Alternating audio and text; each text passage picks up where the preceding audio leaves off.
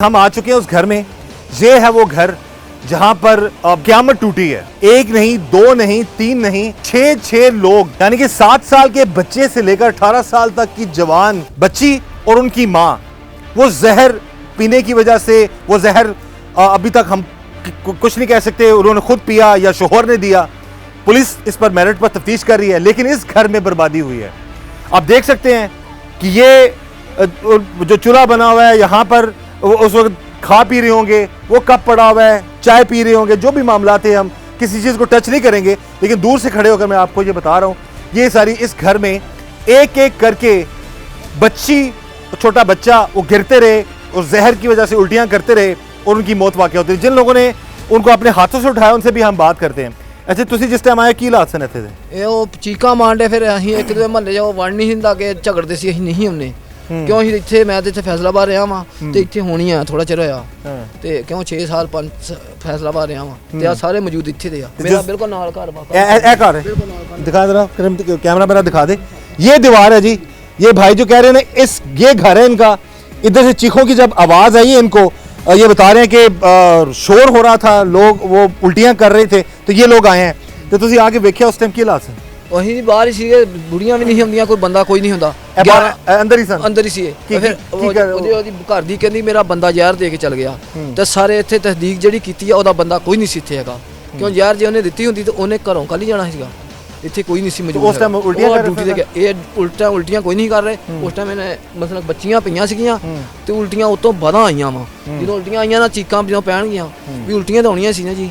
ਤੇ ਜਦੋਂ ਮਹੱਲਾ ਕੋਈ ਨਹੀਂ ਵੜਦਾ, ਜਦੋਂ ਉਹ ਆਏ ਨਾ 11-22 ਵਾਲੇ, ਉਸ ਟਾਈਮ ਭਾਈ ਅਸੀਂ ਉਹਨਾਂ ਨੇ ਕਿਹਾ ਜੀ ਤਾਂ ਬੱਚੀਆਂ ਤਾਂ ਮਰ ਜਾਣਗੀਆਂ, ਉਦੋਂ ਤੁਸੀਂ ਅੰਦਰ ਆਓਗੇ। ਅਸੀਂ ਕਿਹਾ ਜੀ ਸਾਨੂੰ ਇਜਾਜ਼ਤ ਨਹੀਂ ਅੰਦਰ। ਤੁਸੀਂ ਕਿਹਾ ਮੁਲਾਜ਼ਮ ਕਹਿੰਦੇ ਅਸੀਂ ਨਾਲ ਤੁਹਾਡੇ ਨਾਲ ਆ, ਤੁਹਾਨੂੰ ਕੋਈ ਟੈਨਸ਼ਨ ਨਹੀਂ, ਤੁਸੀਂ ਬੱਚੀਆਂ ਚਕਾਓ ਸਾਡੇ ਨਾਲ। ਅਸੀਂ ਬੱਚੀਆਂ ਚਕਾਈਆਂ ਵਾ, ਬੱਚਾ ਵੀ ਸੀਗਾ। ਅਸੀਂ ਭਾਈ ਇੱਕ ਬੱਚੀ ਸਾਰੇ ਜਿੰਦਾ ਸਨ, ਬਿਲਕੁਲ ਜਿੰਦਾ ਸੀਗਾ। ਬੱਚੀ ਇੱਕ ਅੱਖਾਂ ਮੀਟਦੀ, ਮੈਂ ਆਪਣੇ ਅਸੀਂ ਆਪਣੇ ਇੱਕ ਬੱਚੀ ਜਰਾ ਅੱਖਾਂ ਮੀਟਦੀ ਸੀ ਤੇ ਬਾਕੀ ਬੱਚਾ ਵੀ ਕੋਈ ਠੀਕ ਸੀਗਾ। ਇਹ ਘਰ ਦੀ ਵੀ ਬਿਲਕੁਲ ਪੂਰੀ ਹੋਸ਼ ਚ ਸੀਗੀ। ਬਾਕੀ ਵੱਡੀ ਬੱਚੀ ਦੀ ਵੀ ਐਡੀ ਨਹੀਂ ਸੀ। ਅਸੀਂ ਆਨੇ ਹਾਂ ਵੀ ਇੱਕ ਜਾਣੇ ਨੇ ਆ, ਭਾਵੇਂ ਕੋਈ ਸ਼ਾਇਦ ਬਹੁਤਾ ਹੋਵੇ, ਬਾਕੀ ਤਾਂ ਬਚ ਬੁੱਝ ਜਾਣ। ਉਹ ਜਾਂਦੇ ਹੀ ਇੱਕ ਬੱਚੀ ਤੇ ਜਾਂਦੇ ਹਸਪਤਾਲ ਦਮ ਤੋੜ ਗਈ। ਬੱਚੀ ਬਹੁਤੀ ਸੀਰੀਅਸ ਹੋ ਗਈ ਸੀ। ਉਮਰਾਂ ਕੀ ਸਨ ਉਹਨਾਂ ਦੇ ਸਾਰੇ? ਉਮਰ ਇੱਕ ਹੈਗੀ 18 ਸਾਲ ਦੀ ਬੱਚੀ, ਇੱਕ 18 ਸਾਲ ਦੀ, 20 ਸਾਲ ਦੀ ਬੱਚੀ ਸੀ ਵੱਡੀ ਜਿਹੜੀ ਸੀ, ਕਿਉਂ ਜੋ ਛੋਟੀਆਂ ਬਕਾਇਆ ਛੋਟੀਆਂ ਬੱਚੀਆਂ ਸੀਗੀਆਂ। ਬੱਚਾ ਸੀ 8 ਸਾਲ ਦਾ।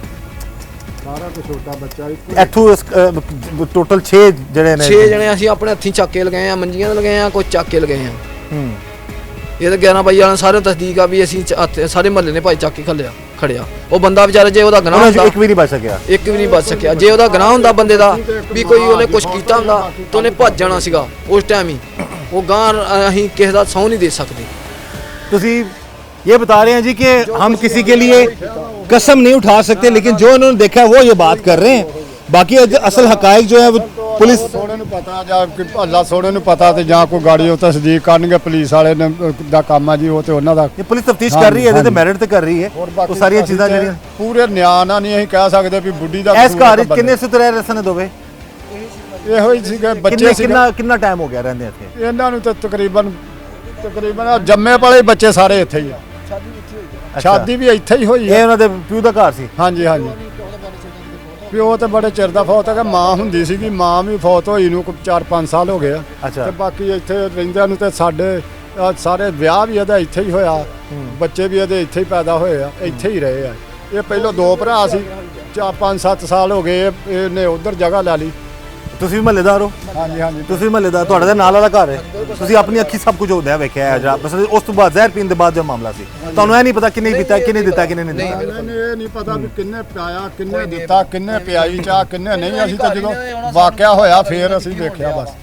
इस वक्त हमारे साथ मौजूद हैं जी उस शख्स के भाई, और जो दुनिया में नहीं रही औरत, उसके ये जेठ हैं, और जो शख्स जिस पर भी इल्ज़ाम है, अब हम तो नहीं इल्ज़ाम लगा रहे, लेकिन शक जाहिर किया जा रहा है कि उस शख्स ने शायद कुछ मिला के अपने बीवी बच्चों को पिला दिया चाय में। बात करते हैं इनसे। सर जी, ये दसो कि लड़ाई झगड़े का ਤੁਹਾਨੂੰ को पता सी की मामला है? ਲੜਾਈ ਝਗੜੇ ਦਾ ਭਾਜੀ ਇਹ ਤਕਰੀਬਨ 4 ਸਾਲ ਹੋਏ। ਇਹ ਲੜੇ ਦੋਵੇਂ, ਮੈਂ ਅਸਗਰ ਵੀ ਤੇ ਭਰਜਾਈ ਮੇਰੀ ਵੀ। ਕਹਿੰਦੀ ਵੀ ਭਾਜੀ ਮੇਰੇ ਨਾਲ ਇਹ ਅਸਗਰ ਲੜਿਆ ਵਾ। ਮੈਂ ਕਿਹਾ ਤੂੰ ਚੱਲ, ਤੇ ਮੈਂ ਆਉਣਾ। ਮੈਂ ਇੱਥੇ ਆਇਆ ਤੇ ਇੱਥੇ ਆ ਕੇ ਨਾ ਮੰਜੀ ਡਿੱਠੀ ਤੇ ਮੈਂ ਬਹਿ ਗਿਆ। ਕੰਮ ਕਰਕੇ ਆਇਆ ਸੀ ਥੱਕਿਆ, ਨਾਲ ਮੇਰੀ ਬੀਬੀ, ਨਾਲ ਮੇਰੀ ਵਾਲਦਾ, ਨਾਲ ਹੋਰ 2 ਜਣੀਆਂ ਸੀ। ਤੇ ਜਦੋਂ ਮੈਂ ਆਇਆ ਤੇ ਇਹਨਾਂ ਦਾ ਦੋਵਾਂ ਦਾ ਕਸੂਰ ਸੀ ਜਿਹੜਾ ਵਾਕਿਆ ਮੈਂ ਦੇਖਿਆ। ਮੈਂ ਅਸਗਰ ਨੂੰ ਗਾਲਾਂ ਕੱਢੀਆਂ ਤੇ ਉਹ ਚੁੱਪ ਕਰ ਰਿਹਾ, ਕਹਿੰਦਾ ਭਾ ਇਦਾਂ ਹੋਇਆ, ਆ ਵਾਕਿਆ ਹੋਇਆ। ਮੈਂ ਜਿਹਨੂੰ ਇਹਨੂੰ ਗਾਲਾਂ ਕੱਢੀਆਂ ਤੇ ਇਹ ਮੇਰੇ ਆ ਕੇ ਹੱਥੀ ਪੈ ਗਈ। ਇਹ ਸਾਡੇ ਪਿੰਡ ਦਾ ਚੌਧਰੀ ਉਹਦੇ ਵੱਲ ਚੱਲ ਗਈ, ਕਹਿੰਦੀ ਮੈਨੂੰ ਮੇਰੇ ਜੇਠ ਨੇ ਕੁੱਟਿਆ ਤੇ ਮੇਰਾ ਸਿਰ ਪਾੜਤਾ। अच्छा, ये ਤੁਹਾਡਾ बयान है ना? हाँ जी। ये कह रहे हैं, अगेन मैं कहूँगा हम विक्टिम ब्लेमिंग नहीं कर रहे, ये जो बता रहे हैं वो उस हवाले से। अच्छा, मुड़ के ਉਹ ਤੇ ਵਿਚਾਰੀ ਇਸ ਦੁਨੀਆ 'ਚ ਨਹੀਂ ਹੋ ਰਹੀ ਹੈ। हाँ जी। ਤੁਸੀਂ ਇਹ ਦੱਸੋ ਕਿ ਤੁਹਾਨੂੰ ਕੀ ਲੱਗਦਾ ਹੈ ਸਾਰੇ ਵਾਕਿਏ 'ਚ ਕੀ ਹੋਇਆ ਹੋਏਗਾ? ਕੌਣ ਕਸੂਰਵਾਰ ਲੱਗਦਾ ਤੁਹਾਨੂੰ? ਮੈਨੂੰ ਤਾਂ ਕਸੂਰਵਾਰ ਲੱਗਦੀ ਜੀ, ਉਹਨੇ ਆਪ ਹੀ ਬੱਚਿਆਂ ਨੂੰ ਵੀ ਪੜਾਤੀ ਤੇ ਆਪ ਹੀ ਮਿਲਾ ਕੇ ਚਾਹ 'ਚ ਤੇ ਆਪ ਹੀ ਪੀ ਲਈ। बहरहाल जी, अगेन वही बात आ जाती है कि हम इल्ज़ाम तराशी नहीं कर रहे, जो हक़ाइक़ है उस हवाले से चीज़ें सामने आ रही हैं, जो लोग बात कर रहे हैं उनके जो हालात वाक़यात वो हम बता रहे हैं। अगेन रूह कांप उठती है कि एक माँ 5 बच्चे उसके इस दुनिया से चले गए। जहर पीन तो पहला या इस सारे मामले तो पहला कोई शोर शराबा लड़ाई झगड़ा ਕੋਈ नहीं ਅਸੀਂ हुआ? ਸੁਣਿਆ ਨਹੀਂ ਜੀ। तो खावंद उस टाइम उस तो पहला घर है ऐसी कि कोई नहीं सी है? ਘਰ ਨਹੀਂ ਸੀ ਹੈਗਾ, ਉਹਨੇ ਬਸ ਨਾਸ਼ਤਾ ਕੀਤਾ ਜਾਂ ਰੋਟੀ ਪਕਾਈ, ਜੋ ਪਕਾਇਆ ਇਹਨਾਂ ਨੂੰ ਪਤਾ, ਰੋਜ਼ੇ ਟਾਈਮ ਨਾਲ ਉੱਠਦੇ ਆ ਨਾ हाँ, ਸਾਰੇ ਹੀ। सैरी करके टुर गया वो? ਉਹ ਚਲ ਗਿਆ ਸੀ ਆਪਣੇ ਭੱਠੇ ਦੇ, ਉਹਨੂੰ ਟੈਲੀਫੋਨ ਕਰਕੇ ਸੱਦਿਆ ਇਹਨੂੰ ਬਾਅਦ ਚ। नहीं होते? ਇਹਨਾਂ ਨੇ ਰਿਸ਼ਤੇਦਾਰ ਇਸ ਬੰਦੇ ਦੇ ਘਰ ਕੋਈ ਨਹੀਂ ਹੁੰਦਾ, हम्म। ਸਿਰਫ ਮਜਬੂਰੀ ਨੂੰ ਕੋਈ ਆਉਂਦਾ ਵਾ ਜਦੋਂ ऐसा ਚੀਕਾ क्यों नहीं सी ਮਾਰਦੇ आते? ਕੋਈ ਝਗੜਾਗਾ ਤੇ ਐਵੇਂ ਹੋਰ ਕਹੇ ਤੇ ਸਿਰਫ ਧੀਆਂ ਦਾ ਕਰਕੇ ਨਾ ਆਉਂਦੇ ਆ। अब ये देखें, ये महल्लेदार कह रहे हैं कि घर के अंदर के हालात ऐसे थे, लड़ाई झगड़ा इतना होता था मियाँ बीवी का कि और लोग महल्लेदार भी आने से कतराते थे इस घर में। ਜਿਹੜੇ ਮਰਜ਼ੀ ਮਹੱਲੇ ਦੇ ਬਿਆਨ ਲੈ ਲਓ ਤਾਂ ਨਹੀਂ ਲੈਂਦੇ। की कहेगा?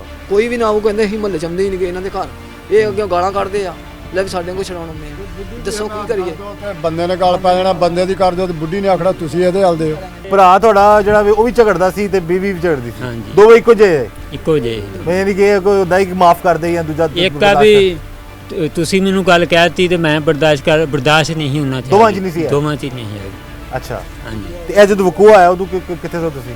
ਅਸੀਂ ਮੈਂ ਤਾਂ ਕੰਮ ਤੇ ਸੀ, ਮੈਨੂੰ ਤਾਂ ਪਤਾ ਹੀ ਬਾਅਦ 'ਚ ਲੱਗਾ। ਅੱਛਾ, ਮੈਨੂੰ ਤਾਂ ਲੱਗਾ 1 ਵਜੇ ਪਤਾ। ਠੀਕ ਹੈ। ਤੇ ਤੁਸੀਂ ਤੁਹਾਡੀ ਵਾਲਦਾ ਜੀ ਤੁਸੀਂ ਅਲੱਗ ਰਹਿੰਦੇ ਹੋ? ਵਾਲਦਾ ਮੇਰੀ ਫੌਤ ਹੋ ਗਈ 2-2.5 ਸਾਲ ਹੋ 2 ਗਏ। 2.5 ਸਾਲ ਹੋ ਗਏ, ਯਾਨੀ ਕਿ ਇੱਥੇ ਇਸ ਘਰ 'ਚ ਇਕੱਲਾ ਤੁਹਾਡਾ ਭਰਾ ਹੁੰਦਾ ਸੀ ਭਰਾ ਤੇ ਉਹਦੇ ਭਰਜਾਈ। 20 ਬੱਚੇ? ਹਾਂਜੀ। ਤੇ ਸ਼ਾਦੀ ਨੂੰ ਕਿੰਨਾ ਅਰਸਾ ਹੋ ਗਿਆ ਸੀ ਇਹਦੀ? ਸੰਨ 5 ਦੀ ਹੋਈ ਆ।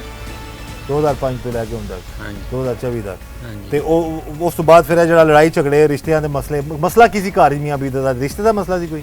ਹਾਂਜੀ, ਇਹ 4 ਸਾਲਾਂ ਤੋਂ ਬਹੁਤਾ ਤਨਾਇਆ ਚੱਲਦਾ ਵੀ ਕਦੀ ਸੁਲ੍ਹਾ ਨਾ ਹੋ ਗਏ, ਕਦੀ ਲੜ ਪਏ, ਕਦੀ ਸੁਲ੍ਹਾ ਕਰ ਲਈ, ਕਦੀ ਲੜ ਪਏ।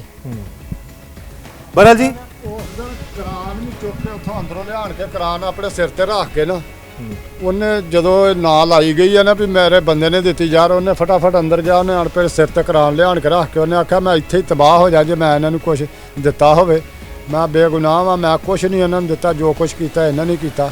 ਬੰਦੇ ਨੇ ਇੱਥੇ ਸਾਰੀ ਦੁਨੀਆ ਦੇ ਹੁੰਦਿਆਂ ਲਿਆਣ ਕੇ ਕਰਾਨ चले जी, ये तो बात अगेन मैं वही कहूँगा कि जी ਇਹ ਆ ਵੀ ਉਹਨੇ ਇਹੋ ਹੀ ਗੱਲਾਂ ਕਰੀ ਗਿਆ ਵੀ ਮੈਂ ਨਹੀਂ ਇਹਨਾਂ ਨੂੰ ਕੁਝ ਵੀ ਦਿੱਤਾ, ਉਹ ਕਹੀ ਗਈ ਇਹਨੇ ਹੀ ਕੁਝ ਦਿੱਤਾ ਬਸ। ਮੁੜ ਕੇ ਇਹ ਤੇ ਮਾਲਕ ਸੋਹਣੇ ਨੂੰ ਪਤਾ। चले जी, ये तो मामलात पता लगेंगे कि शोहर ने बीवी बच्चों को जहर दिया है या फिर कोई और मामला है, लेकिन जो ये वाकया हो गया है इसने लर्जा के रख दिया है कि एक माँ और 5 बच्चे जहर या किसी जहरीली चीज़ की वजह से उनकी मौत वाकया हो गई। अब यहाँ पर आकर हमें पता लगा है जी कि बीवी एट द स्पॉट उस वक्त शोहर पर इल्ज़ाम लगा रही थी और शोहर उस वक्त कस्में उठा रहा था जी कि मैंने कुछ नहीं किया। बहरहाल 5 बच्चे और एक माँ अब इस दुनिया में नहीं है। वजह क्या है? मियाँ बीवी की घरेलू नाचाकी। उसके भाई से बात हुई है उस शख्स के, वो बता रहे जी कि भाई भी जो है गुस्से का तेज़ था, बीवी भी गुस्से की तेज़ थी, दोनों एक दूसरे को नहीं बख्शते थे और हालात फिर यहाँ तक पहुँचे कि इतना बड़ा सानेहा रूनुमा हो गया। इस वक्त जी हम मौजूद हैं DPO टोबा टेक सिंह इबादत निसार साहब के पास, उनसे हम बात करते हैं सारे केस के हवाले से। जी सर बताइएगा ये सारा मामला है क्या और क्या वजूहत सामने आई? जी, ये हमारे थाना सदर टोबा के इलाके में मियाँ बीवी असगर और उसकी वाइफ है नासिया, जिनके दरमियान आपस में तनाज़ा हुआ। तनाज़ा भी छोटा मोटा इशू था, कोई उन्हीं की जो बच्ची है उसके कोई रिश्ते के इशू के ऊपर आपस में उनकी कोई तल्ख़ कलामी हुई, कोई छोटा मोटा लड़ाई झगड़ा हुआ, जिसके नतीजे में जब पुलिस को इत्तला मिली कि इस तरह 6 लोग जो हैं वो जहर खुरानी की शिकायत के साथ जो है वो हॉस्पिटल लाए गए हैं। اس سے پہلے نہ یہ انسیڈنٹ پولیس کو رپورٹ ہوا نہ ہمیں پتہ چلا. جب یہاں پر آئے تو اس معاملے کی تھوڑی سی تفتیش کی گئی. جو وکٹمز تھے, جو متاثرین تھے, ان سے بھی بات چیت کرنے کی کوشش کی گئی, ان کی اسٹیٹمنٹ ریکارڈ کرنے کی کوشش کی گئی. تو اس میں یہ بات سامنے آئی کہ آپس میں ان کا کہیں صبح جھگڑا ہوا بچی کے رشتے کے اوپر. جو وائف ہے وہ کسی جگہ رشتہ کرنا چاہتی تھی, والد کا نظریہ مختلف تھا. اس کے اوپر ان میں آپس میں تنازع ہوا اور اس تنازع کے نتیجے میں یہ 6 بندوں کو زہر دے دیا گیا یا انہوں نے زہر پی لیا. اب جب یہ انسیڈنٹ ہوا تو اس کے بعد جو وکٹم ہے, جو نازیہ ہے, اور جو 6 بچے ہیں جن کی عمر 7 سے لے کر 18 سال تک ہے. 7 سال کا بچہ بھی شامل تھا اور 18 سال تک بیٹیاں ہیں, 4 بیٹیاں ہیں جن کی عمر 12 سے لے کر 18 سال ہے, اور ایک بیٹا تھا جو سب سے چھوٹا تھا جس کی عمر 7 سال ہے, اور نازیہ کی عمر 40 سے 45 سال ہے. ٹوٹل یہ 6 لوگ تھے, جن میں سے کل بدقسمتی سے 4 لوگوں کی کل ڈیتھ ہو گئی تھی. آج 2 کی جو ہے وہ جاں بحق, جو باقی 2 تھے وہ بھی ہو گئے ہیں.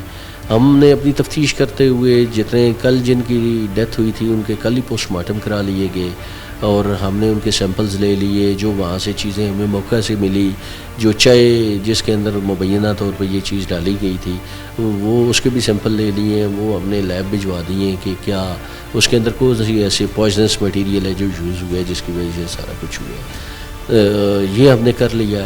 اور جو مقتولہ ہے اس کے بھائی نے ایف آئی آر کرائی ہے, جو مقتولہ کا ہسبینڈ ہے اس کے خلاف, کہ اس نے مبینہ طور پہ یہ زہر دے کر ہماری بہن کو اور بچیوں کو جو ہے وہ مار دی ہے. اب ملزم فرار ہے. ہم اس کی اریسٹ کر کے کوشش کر رہے ہیں کہ ہم اس تفتیش کو آگے بڑھائیں کہ محرکات تو ہمارے سامنے آ گئی ہیں. کیا یہ زہر اس نے خود مقتولہ نے پیا یا قاتل نے جو ہے ان کو پلایا, اس پہلو کی تفتیش ابھی ہمیں بقایا ہے.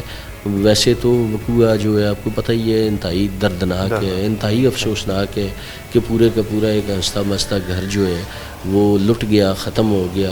اور یقیناً نوجوان بچے یا 7 سے 18 سال کی عمر تک اور وائف, تو یہ تو وہ گھر تو تباہ ہو گیا اس میں.